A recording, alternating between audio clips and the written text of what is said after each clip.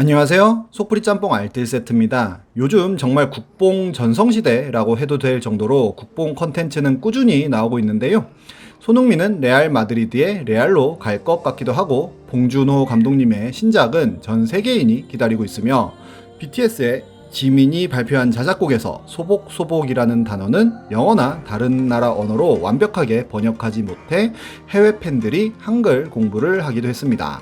하지만 이세돌의 말처럼 개인이 잘해서 유명해지는 거지 국격과 큰 관계가 있을지는 모르겠는데요.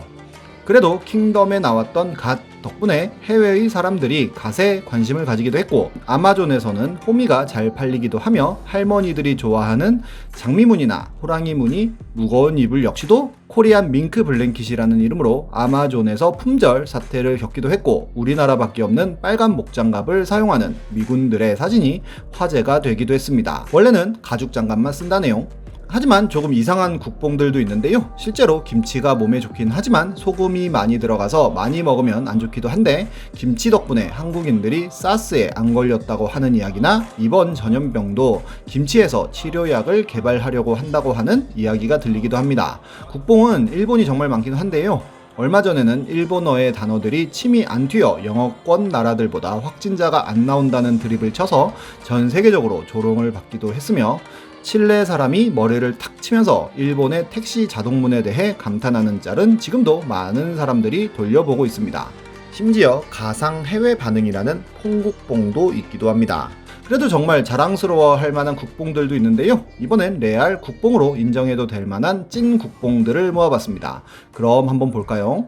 첫 번째는 동묘 앞 패션입니다. 동묘 앞 역은 정말 많은 사람들이 오고 가는 것으로도 유명한데요. 황학동 도깨비 시장과 함께 문구 완구거리, 애완동물 상가 등이 있어서 구경 다니기가 재밌습니다. 특히나 무한도전에도 나왔던 동묘 앞 구제시장은 굉장히 유명한데요.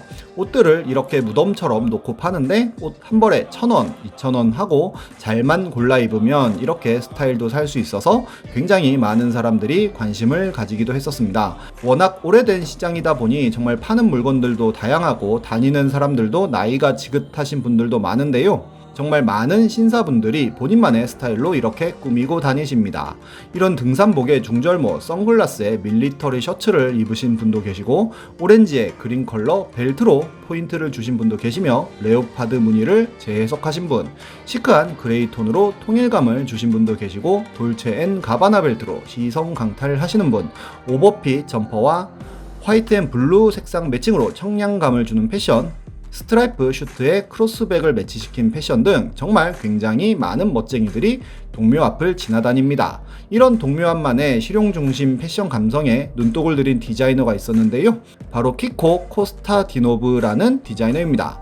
본인의 인스타그램에 동묘 앞 패션 피플들을 보여주면서 베스트 스트릿 인 더 월드라는 소회를 밝히기도 했습니다. 이는 우리나라 사람들에게도 유명해져서 그에게 댓글을 한글로 달기도 했는데요. 결국 그는 동묘아재 패션 컬렉션을 선보이게 됩니다.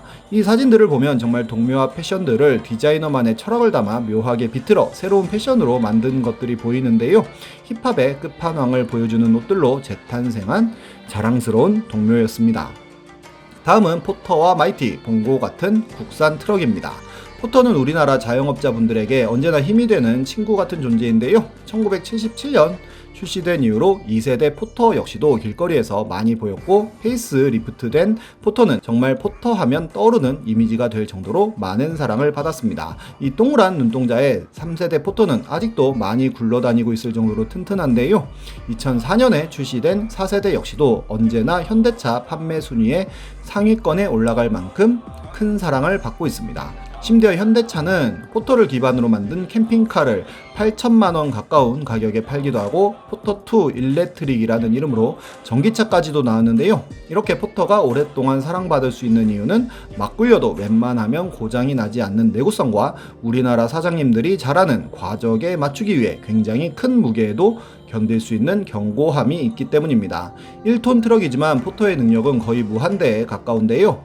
여수에선 5m 3톤짜리 백상아리가 잡혀 포터로 싣고 가기도 했고, 한 방송에서는 연탄 폭탄이라며 총 무게 4.9톤의 연탄을 싣고 가기도 했습니다. 심지어 이런 트레일러를 달고 다니기도 하고 이렇게 크고 긴 무언가도 잘 싣고 다닙니다.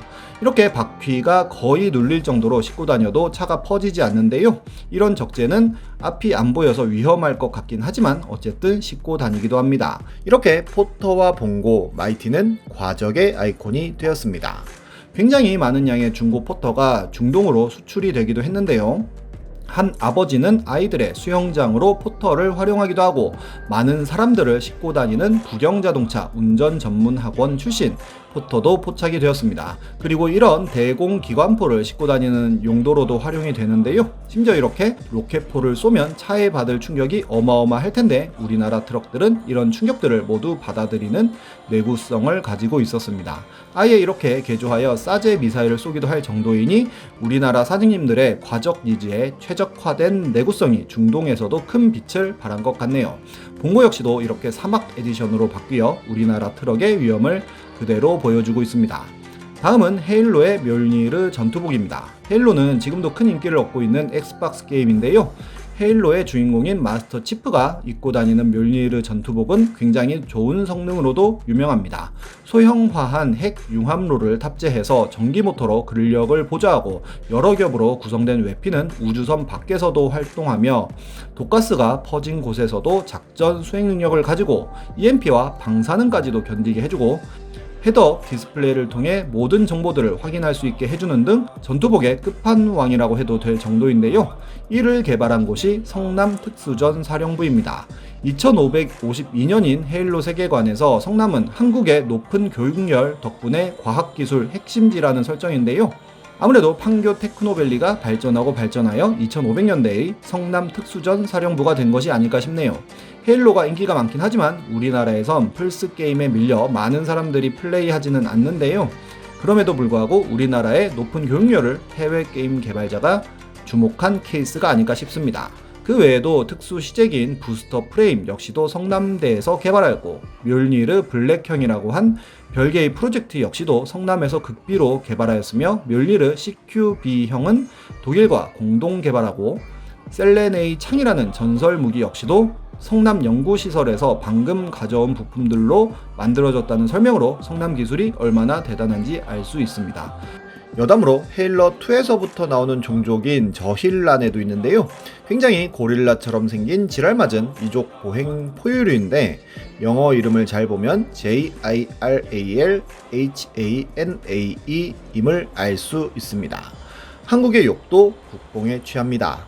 정말 많은 국뽕들이 지금도 쏟아져 나오고 있는데요. 정말 우리나라가 해외에서 많이 알려지면 좋겠네요. 지금까지 속풀이 짬뽕 알뜰 세트였습니다.